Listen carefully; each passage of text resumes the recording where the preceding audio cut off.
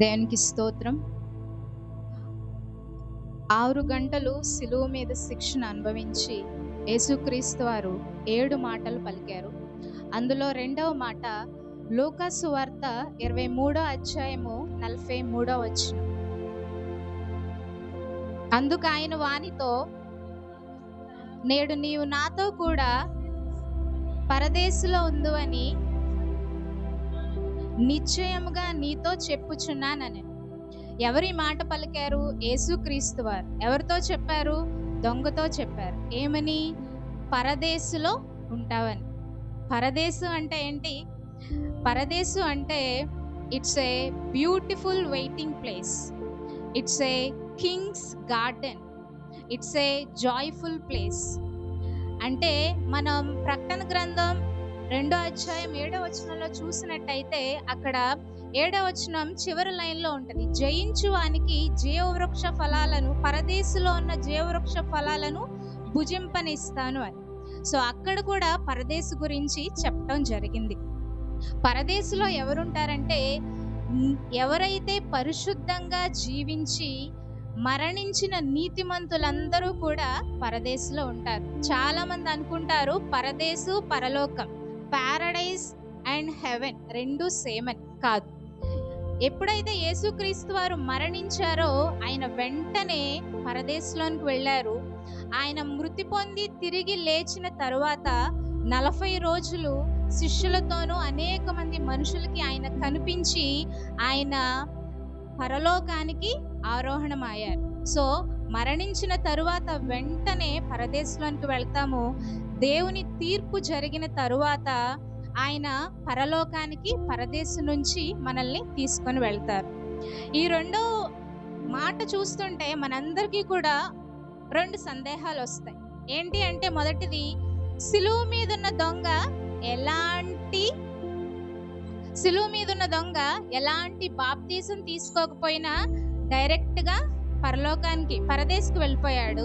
And దొంగ తన జీవితాన్ని ఇష్టం వచ్చినట్టు జీవించినా సరే లాస్ట్లో క్షమించు దేవుడా అని అడిగిన వెంటనే దేవుడు నిన్ను పరదేశకు తీసుకొని వెళ్తాను అన్నాడు. అసలు సిలువ మీద ఉన్న తరువాత దొంగ జీవితంలో ఎలాంటి మార్పు వచ్చిందో మనం చూద్దాం. అదే లూకా సువార్త 32వ వచనం ఒకసారి చదవండి.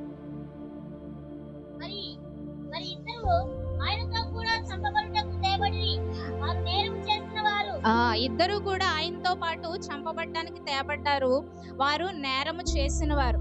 దీన్నే మనకి ప్రవచన రూపకంగా క్రీస్తు పూర్వం 700 సంవత్సరాల క్రితమే యెషయా గారు ఆయన చెప్పడం జరిగింది.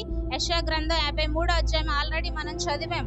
53వ అధ్యాయము 12వ వచనం మధ్యలో మనకుంటది, అతిక్రమము చేసిన వారిలో ఆయన ఎంచబడినవాడు ఆయన. ఎలాంటి అతిక్రమములు అంటే, ఇద్దరు దొంగల మధ్యన ఆయన ఒక దొంగగా, ఇద్దరు నేరస్తుల మధ్యలో ఆయన ఒక నేరస్తుడుగా, ఇద్దరు అక్రమకారుల మధ్యలో ఆయన ఒక అక్రమకారుడుగా మధ్యలో సిలువ వేయబడ్డాడు. ఆయన కానప్పటికీ ఆయన ఎంత పరిశుద్ధుడు అంటే ఆయన ఆలోచనలో కూడా ఎలాంటి తప్పు పాపం అనేది ఉండదు. అంత పరిశుద్ధుడు. శరీర అవతారాన్ని ధరించి ఆయన మన పాపుల మధ్యలో ఆయన నివసించాడు. దాన్నే మనం ఇన్కర్నేషన్ ఆఫ్ క్రైస్ట్ అంటే ఆయన శరీరధారిగా పాపులందరితో ఒక పరిశుద్ధుడు ఆయన ఉన్నాడు ఈ భూలోకంలో. ఇక్కడ ఇద్దరు దొంగలు ఆయన ఇరువైపులా సిలువ వేశారు. ఆ ఇద్దరు దొంగల పేర్లు ఏంటంటే, మొదటి దొంగ పేరు గెస్టాస్, రెండవ దొంగ పేరు డిస్మస్. యాక్చువల్గా చరిత్రకారులు వాళ్ళ గ్రంథాల్లో వీళ్ళ పేర్లు, వీళ్ళ నేపథ్యం, వాళ్ళు ఏమి నేరం చేశారని రాశారు. కానీ బైబిల్లో మనకి దొంగలు అని మాత్రమే ఇవ్వబడింది. సో బైబిల్ మనకి ప్రామాణికం కాబట్టి బైబిల్ ఎంతవరకు ఉందో దాని గురించే మనం మాట్లాడుకుందాం. ఒకసారి 39వ వచనం చూడండి. ఆయనను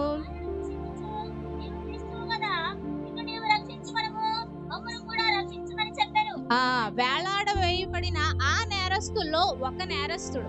చాలా మంది వాడుకలో ఏమంటారంటే, కుడివైపున దొంగ ఆయన్ని దూషించాడని అనుకుంటారు. మనకి బైబిల్లో కుడి ఎడమ అని ఏమి ఇవ్వలేదు. మొదటి దొంగ, రెండవ దొంగ, ఒకడు రెండవ వాడని మాత్రమే ఇవ్వడం జరిగింది. సో దీన్ని మనం మత్తయి సువార్తలో ఒకసారి చూసినట్టయితే మన మనకి టైం లేదు కాబట్టి నేను రెఫరెన్స్ చూపించను. నేను చెప్తాను. మత్తయి సువార్తలో చూసినట్టయితే మత్తయి సువార్తలో మత్తయి గారు ఇద్దరు ఆయన్ని దూషించారని చెప్పడం జరిగింది. మార్కు సువార్తలో మార్కు గారు కూడా ఇద్దరు దొంగలు ఆయన్ని దూషించారని చెప్పడం జరిగింది. కానీ లోకా సువార్తలో లోకా గారు మాత్రం ఒక్క దొంగ ఆయన్ని దూషించాడు అని చెప్పడం జరిగింది. ఇప్పుడు మత్తయి గారిది కరెక్టా, మార్కు గారిది కరెక్టా, లోకా గారిది కరెక్టా అంటే ముగ్గురిది కరెక్టే.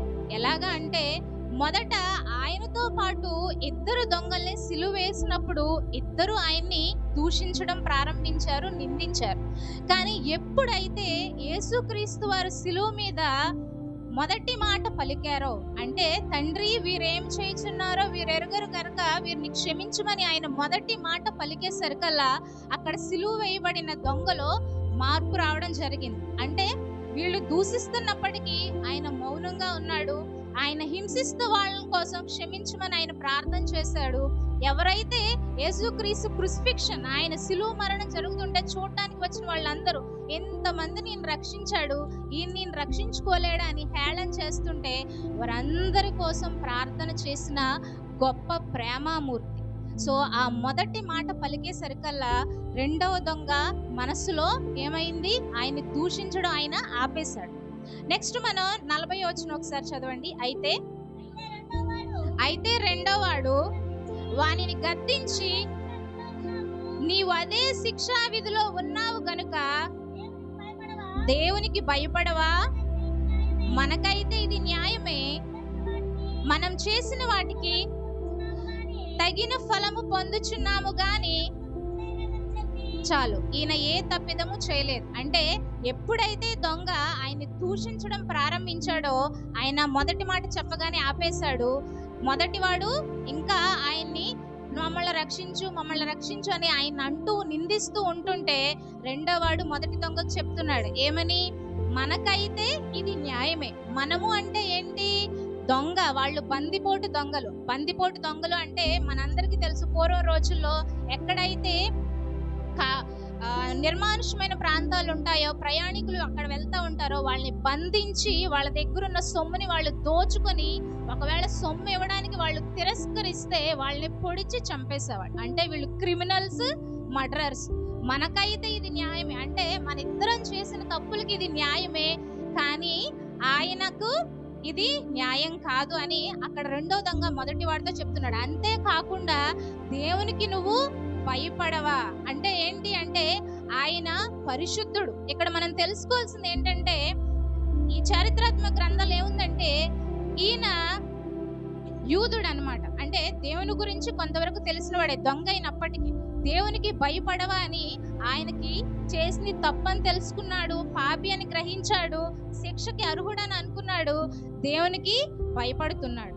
తర్వాత 42వ వచనం, ఆయన చూచి, ఒక్కసారి ఆయనను చూచి, ఇక్కడ ఈ ఒక్క మాటలో మనం చాలా అర్థాన్ని గ్రహించవచ్చు. ఒకసారి మనం యోహాను సువార్త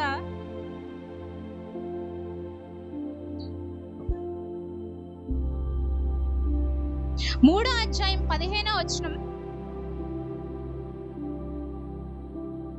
యోహాను సువార్త 3వ అధ్యాయం అరణ్యములో మోషే సర్పములను ఎలాగు ఎత్తెనో అలాగే విశ్వసించు ప్రతి వాడును నశింపక ఆయన ద్వారా నిత్యజీవం పొందినట్లు ఆ మనుష్య కుమారుడు ఎత్తబడవలెను. ఇది ఏంటి అంటే మనందరికీ తెలుసు, ఇశ్రాయేలు అరణ్యంలో ప్రయాణం చేస్తూ ఉంటుంటే తాపకరమైన సర్పాల చేత వాళ్ళు మరణించేవారు, ఆ సర్పాల యొక్క విషానికి. ఆ టైంలో మోషే గారు దేవునికి ప్రార్థన చేస్తే ఆయన ఒక్కటే చెప్పారు, ఒక ఇత్తడి సర్పాన్ని తయారు చేసి ఒక ఎత్తైన ప్లేస్ లో పెట్టు, ఎవరైతే ఆ సర్పం కాటుకి మరణిస్తున్నారో వారు నిదానించి ఆ ఇత్తడి సర్పాన్ని చూస్తే వాళ్ళల్లో విషం పోయి వాడు బ్రతుకుతాడు. దానికి భవిష్యత్తు ముంగుర్తే యేసు ప్రభువారు సిలువ మీద ఎత్తబడటం. ఇప్పుడు దొంగ ఏదైతే పాపం చేశాడో ఆ దొంగ వాడు తప్పు చేశాడని గ్రహించాడు, వెదుటివాణ్ణి దేవుడికి భయపడవని గద్దించాడు. ఇప్పుడు ఆయన వైపు చూస్తున్నాడు ఏమని, ఆయన వైపు చూచి మాట్లాడుతున్నాడు. ఈ పాపి ఆయన వైపు చూసి మాట్లాడితే దేవుడు ఏం చేశాడు? పరదేశికి ఆయనకి స్థానాన్ని ఇచ్చాడు. అంటే అప్పుడు ఆ ఇత్తడి సర్పాన్ని చూసిన వారు ఎవరైతే మరణించేవారు బ్రతికారో, ఇప్పుడు ఈ సిలువ మీద ఉన్న ఈ యేసుని ఎవరైతే పాపులు ఆయన్ని పశ్చాత్తాపంతో చూస్తారో వాళ్ళందరూ కూడా క్షమించబడతారు. ఈ దొంగ విషయంలో కూడా అదే జరిగింది. ఆయనను చూసి ఒకసారి కంటిన్యూ చేయండి. ఆయనను చూసి యేసు, నీవు నీ రాజ్యంలోనికి వచ్చినప్పుడు నన్ను జ్ఞాపకం చేసుకొనమనెను. చాలక్క, ఆయన్ని జ్ఞాపకం చేసుకోమని. అంటే ఈ రెండవ దొంగకి తెలుసు, నేను చెప్పాను కదా, ఆయన యోదయ బ్యాక్గ్రౌండ్ ఉన్నవాడు. అంటే ఆయనకి ఒక రక్షకుడు వస్తాడు, ఆయన ఒక రాజ్యాన్ని భూలోకం మీద స్థాపిస్తాడని తెలుసు. అందుకనే తండ్రి, నువ్వు రెండోసారి నీ రాజ్యంలోనికి నువ్వు వచ్చినప్పుడు నన్ను జ్ఞాపకం చేసుకోమనగానే యేసుప్రభు గారు, సరే నిన్ను క్షమించాను, నిన్ను జ్ఞాపకం చేసుకుంటానన్నారా? ఏమన్నారు? వెంటనే నువ్వు నాతో కూడా, ఇప్పుడు మన ఇద్దరం చనిపోబోతున్నాం, నేను పరదేశికి వెళ్తున్నాను, నాతో పాటు నువ్వు కూడా వచ్చేస్తావని ఆయన చాలా క్లుప్తంగా ఎంతో వివరణాత్మకమైన మాటని ఆ దొంగతో చెప్పడం జరిగింది. సో ఇప్పటి వరకు అయితే ఆయన దొంగ గాని ఏదైతే ఆ సిలువ మీద ఉండి ఆయన పాపిగా గ్రహించాడు, దేవుణ్ణి చూశాడు, పశ్చాత్తాపంతో అడిగాడు, రక్షణని పొందుకున్నాడు. సో ఈ మార్పు వల్ల దేవుడు ఆ దొంగని పరదేశకు తీసుకొని వెళ్తానన్నాడు. అలాగే రెండో సందేహం జనరల్ గా ఏముంటదంటే, బాప్తిస్మం తీసుకోకపోయినా వెళ్ళిపోవచ్చు అని. బాప్తిస్మము అనేది ఏంటి అంటే, బాప్తిస్మము మనము రక్షణ పొందుకున్నాము, మనందరం కూడా యేసుక్రీస్తులో రక్షించబడ్డాము అనే దానికి మనం ఈ సంఘానికి, సమాజానికి మనం చూపించాలి. సో నేను రక్షించబడ్డాను అని మనం ఆ బాప్తిస్మని ముద్రను మనం చూపించాలి. అందుకోసం. కానీ అక్కడున్న పరిస్థితుల్లో దొంగ సిలువ మీద బాప్తిసం తీసుకుంటానంటే రోమన్ గవర్నమెంట్, సరే you can go take a baptism and come back అని అంటారా? సో అది సాధ్యపడదు. అండ్ అక్కడ ఆ దొంగకి బాప్తిసం ఇవ్వడానికి కూడా నోబడీ ఈస్ దేర్. బాప్తిసం ఇచ్చే యోహాను గారు అప్పటికే మరణించారు. అలాగే యేసు ప్రభు గారు ఆయన పక్కనే సిలువ వేయబడ్డారు. అపోస్తులందరూ కూడా చల్లాచెదరైపోవడం జరిగింది. సో అందుకనే చాలా మందికి సందేహం ఉండొచ్చు, యేసు ఆయన బాప్తిసం లేకుండా డైరెక్ట్ గా పరదేశకు వెళ్ళాడు, అక్కడున్న పరిస్థితులు అలాంటివి. అండ్ జీవము గల దేవుడు ఆయన నిన్ను పరదేశకు తీసుకెళ్తాడని నిశ్చయముగా ఒక మాట చెప్పారు. ఆ మాట సత్యం. సో మనమైతే ఎవరైతే ఇది అనుకుంటున్నారో రక్షించబడలేని వారందరూ కూడా బాప్తిసం అనేది అవసరం. ఇంకొక కేటగిరీ ఉంటది, బాప్టిజాన్ని చిన్నప్పుడు ఒకసారి తీసుకోవడం, పెళ్లి బాప్తిసం ఒకసారి, మళ్ళీ తర్వాత మిడిల్ ఏజ్ లో అసలు రక్షించబడ్డానా లేదా అని మళ్ళీ సందేహంతో మళ్ళీ అనేక మార్లు పదే పదే నమ్మకం లేక బాప్తిసాలు తీసుకునేవారు కూడా ఉంటారు. వాళ్ళందరూ ఏంటి అంటే వారి యొక్క రక్షణ మీద వారికి నమ్మకం లేక. దేవుడు ఒక్కసారే చెప్పాడు, ఎవడైతే ధైర్యముగా పాపినని ఒప్పుకొని పశ్చాత్తాపంతో ఆయన్ని క్షమించమని అడుగుతాడో వారందరూ కూడా రక్షించబడతారు. పదే పదే బాప్తిసం తీసుకుంటున్నారు అంటే they are not depending on God. వాళ్ళ మీద వాళ్ళు ఆధారపడుతున్నవారు. సో మనం దేవుడి మీద డిపెండ్ అయ్యాం. ఆయన మాటే సత్యము, ఆయన మాటే వాక్యము. నువ్వు రక్షించబడతావు అంటే మనం రక్షించబడినట్టే. అది మనకి ఎలా తెలుస్తుంది అంటే ఆయనలో ఉన్న మనకి ఆ విశ్వాసం ద్వారా మనం రక్షించబడ్డామని మనకు తెలుస్తుంది. అంతేకాదు, ఎవరైతే బాప్టిజం తీసుకున్న తర్వాత ఎవరైతే అనేక మంది కూడా అనేక మార్లు పడిపోతూ ఉంటారు. అంటే ఫస్ట్ ఒకసారి పాపం, మళ్ళీ పాపం, పొరపాట్లు చేస్తూ మన హృదయం అనేది కఠినపరచబడిపోతూ ఉంటుంది. అప్పుడు మనం ఏం చేస్తామంటే ఇంకా దేవుణ్ణి క్షమించమని కూడా అనం, వెళ్ళిపోతాంలే నరకానికి, అయితే ఏముంది అన్నంత ఈజీగా పాపం వలన కలిగే భ్రమ చేత, ఆ పాపం వల్ల వచ్చే ఆ ప్లెజర్ చేత మనం దాన్ని, ఆ నిత్యరాజ్యాన్ని ఇగ్నోర్ చేస్తూ ఉంటాం. కానీ ధైర్యం తెచ్చుకోవాలి, ఆ సిలువే మనకి ధైర్యం. ఎప్పుడైతే మనం ధైర్యం తెచ్చుకొని ఆయన మనకు సహాయకుడు, ఆ కృపాసనమునొద్ద మనకు సహాయం చేయడానికి ఎదురు చూస్తూ ఉన్నాడు.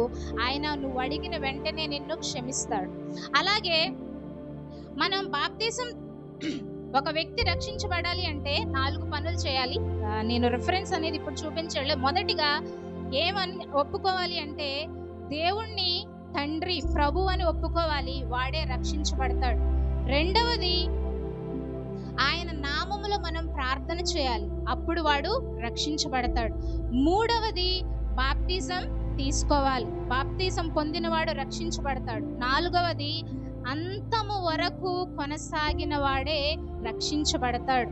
సో దొంగ ఎలాగైతే ఆయన్ని ప్రభు అని పిలిచాడు, ఆయన రాజ్యంలో ఆయన గుర్తు చేసుకోమన్నాడు. రాజ్యం ఎవరికి ఉంటది? రాజుకుంటది. రాజు నీ ప్రభు అని కూడా మనం అంటాం. దొంగ పశ్చాత్తాపంతో ఆయన అడిగాడు, ఆయన విశ్వసించాడు.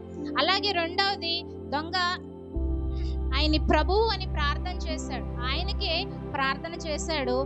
అలాగే మూడవది బాప్తిసం తీసుకోవాల్సిన పరిస్థితులు అలా ఉన్నాయి, కానీ ఆయన డైరెక్ట్ గా వెళ్ళిపోయాడు. ఈ లోకంలో ఉన్న మనము దేవుడికి ఏవైతే విధులు చెప్పాడో వాటి ప్రకారం మనమందరం కూడా ఈ లోకానికి మేము రక్షించబడ్డామని చూపించడానికి మనందరము బాప్తిసం తీసుకోవాలి. అండ్ నాలుగవది అంతము వరకు మనం నిలబడాలి.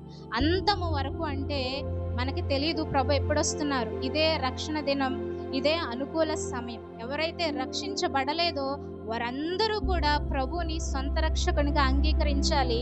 అండ్ ఎవరైతే దేవుణ్ణి అంగీకరించారో పడిపోకుండా ఆయనలో నిలబడాలి. ఇలాగా మనం ఆయనలో నిలబడితే చివరి వరకు మనకి నిత్య జీవితాన్ని ఆయన ఇస్తాడు. నిత్య జీవంలోనికి మనం వెళ్ళామంటే ఏంటి?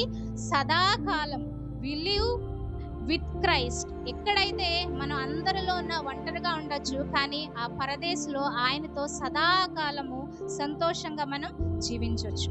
దేవుడి కొద్ది మాటలు దీవించుకుంటారు.